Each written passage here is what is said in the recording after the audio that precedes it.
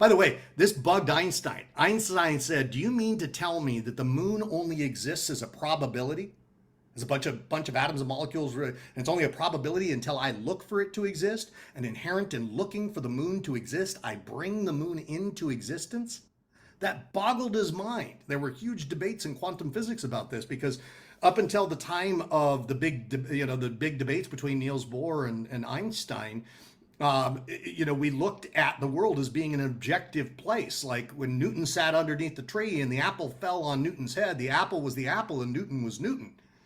Newton didn't affect the apple by looking at it in some way, but when we started to get down to the quantum level, we realized that all of our understandings of time, space, matter, and energy and lose their meaning, and the old means of measuring our objective reality, everything changed because now the new quantum mechanics was saying that the observer and that which we were observed were intimately connected. In fact, you couldn't look at something without affecting it in some way. And so we think of each of these individual aperture points of consciousness that are billionaires. They're individual aperture points of consciousness that hit that billionaire status. And you go, what causes that person to hit billionaire status? Is it because they took a real estate course? Probably not. Is it because they took a share trading course? Probably not. It's because of who they are.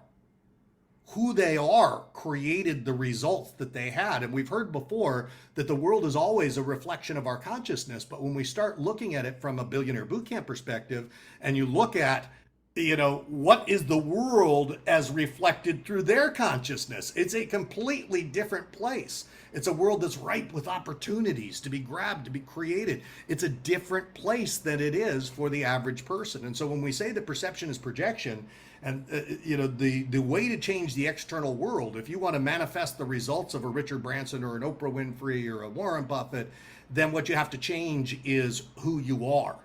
And who you are will determine not only what you sort for, and therefore what becomes your reality, but what you act on and what you move toward and what you bring into existence as well.